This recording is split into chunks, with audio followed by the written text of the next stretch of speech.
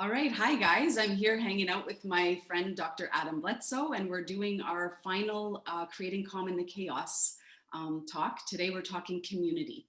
And actually, community is, even though it's the last of our 6 topics, it really is sort of the reason why this entire conversation existed in the first place, because Adam and I could have just hopped on the phone and had all these conversations in private. But the reason that we wanted to bring this to you is we thought maybe there's something in what we're saying that resonates. Maybe there's something in what we're doing that resonates or could provide you, with a nugget to help you create calm in the chaos. And so we're really excited to be here again with you today, talking community. So over to you, Adam. Can you tell us a little bit about what community means to you? Sure. Welcome back, gang. Thanks for joining us for the last 5 sessions. We so appreciated all your feedback. We appreciated the opportunity to kind of cleanse our life from what we had gone through in the last year as well in a more meaningful and connected way. And like Dr. Christina said, the whole point was for you and me and us all to kind of heal together and get through this tough time. And so I tend to take this sort of neurobiological view on so much because I just love the brain. And I grew up in my teachings through the brain. And so when I hear about community, what I remember is that about 1,000 years ago, when humans were evolving into what we know today, we lived in tribes. And it really was important for us as a member of that tribe to have this sort of us versus them mentality. Us being our tribe, the people that keep us safe, that feed us, that will protect us if there's a war, and them being everyone else. And so there's this thing in our brain that happens where we kind of us versus them ourselves a lot. We can isolate ourselves. That's where lots of tough stuff like prejudice and war come from as well. And so this effort about community was creating a bigger us, trying to connect more with those around us, see the similarities, see the things that connect us well, and help our nervous system come into that safe space where we can see others not as a threat, but as something that will help us and helps us grow, helps us connect and move forward. What about you?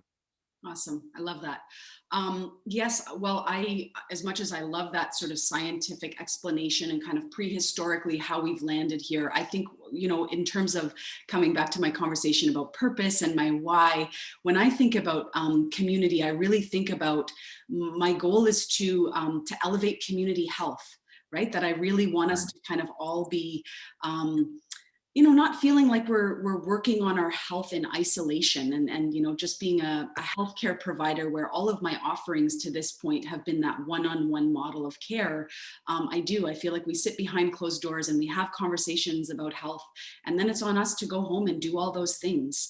And I really want us to be as a culture, as a neighborhood, as a community, just really feeling like we've got each other's backs and we're elevating health together, right? Because we know that the healthier we are, and we could just replace health with the word love or energy or so many things, right? When we've got more energy ourselves, then we've got more energy to give. When we've got more health ourselves, we've got more health to bring to Wow. our communities.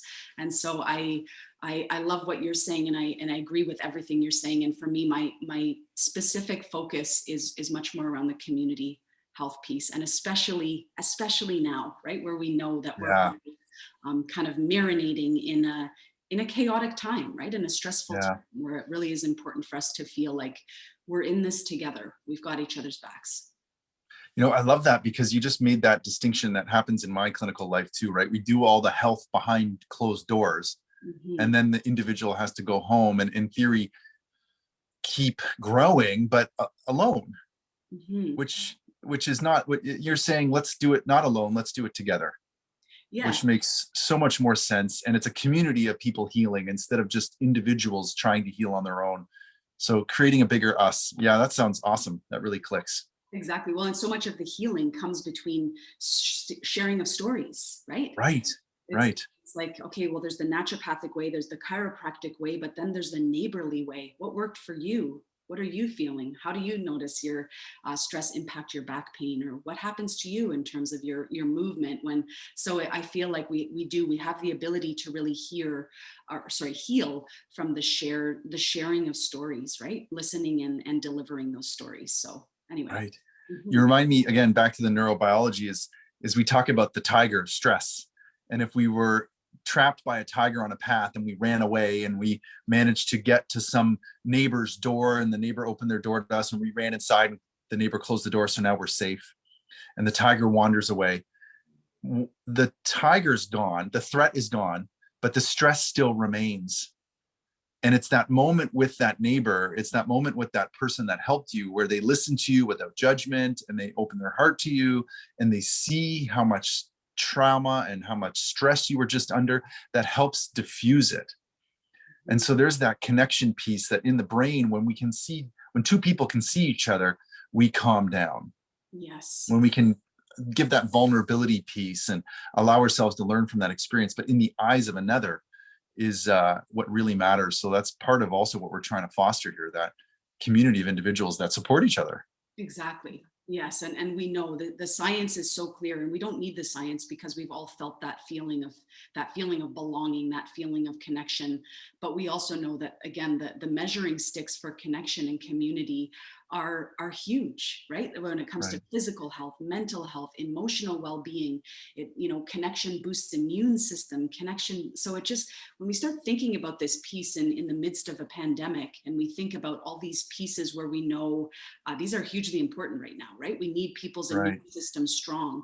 Wow, isn't this wonderful that the idea, the very thing, community and connection, can improve our immune system strength. And again, we know so many people are struggling with anxiety and depression and overwhelm right now. We know that mental illness is on the rise during the pandemic. And so again, Right. thinking about what are some different ways that we can promote connection and community, because these things are still accessible, right? Even if physically we're a little bit more distanced, these things are still accessible as long as we prioritize them.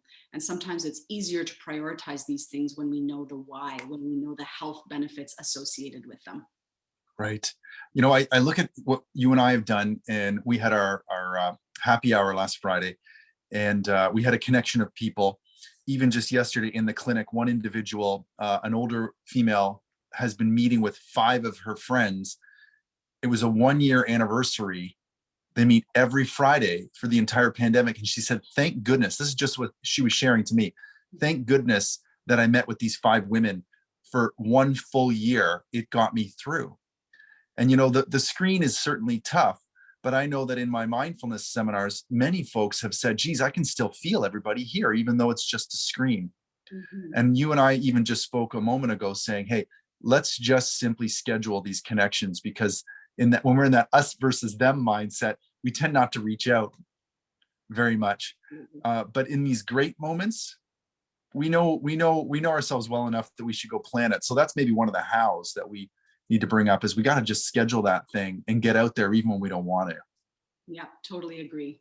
Well, and I think that, yeah, that really does speak to sort of, yeah, why wouldn't we be, right? And I think Right. some of that again has to do with that sort of, that prehistoric, that sort of reptilian brain, that survival mode where we just kind of land ourselves leaning out or leaning away rather than leaning in, right? Maybe feeling like we don't want to dump on people around us. We don't want to, when we're feeling stressed out, we want to figure our stuff out before we bring that into relationships, but really realizing that, leaning in is a great way to build resilience, right? Leaning in Right. is a great way to be vulnerable and to speak your truth. And then in doing that, there's so much healing that can come of that. And so I think, I think some of the reasons why we maybe are feeling more disconnected. I mean, it's very obvious why we're disconnected, right? We're physically not able to be in the presence of some people that we love seeing on a regular basis. Right. But again, are we able to adapt in ways that are still serving us? Of course we are. You just gave us an example of this woman who's connecting with 4 friends over Zoom every Friday. And so again, if we're willing to adapt in order to meet that need, then we know that we're going to land ourselves in hopefully a better position when COVID is done. When things are done. Mm-hmm. Right. Yeah, exactly. Yeah. But yeah, I feel like one thing that's been interesting this year, and again, we've touched on this a little bit, but you and I met because you were doing a community offering when your practice was closed down. You had offered Right. Dancing in the Rain, and basically recognizing this need to create community around groundedness. And so I was so happy to be a part of that. And actually, I was in a position as well where I was realizing I needed to connect with my community too. I wasn't able to do those one-on-one consults. And I just had this feeling of like needing to be of service, needing to get a Facebook group out there called Turning Stress into Strength, where it could just be an opportunity to connect, to share, Right. to talk about what we're grateful for, talk about what our intentions are, or, created a book club so that I could stay connected with other women, just this shared experience. We're not together reading the book, we're not together talking about the book, but knowing that I had 10 people reading the same book as me at the same time felt very connecting. Right. So there are all of these little ways that we all kind of access, and we're also unique in terms of what our needs are. But I think when we, if we can double down on the importance of this community connection piece, then I think we'll know what it is that we need, right? We'll find ways to access what it is that we're looking for. Right. And look at what we've done from all of what you described at the beginning of that story. The end result was being online with all those folks on Friday and this work that we've done here. So it's kind of neat how community turns into something else. Yes. As well. And it builds and grows and we're affecting more people. Yes, definitely. Yeah.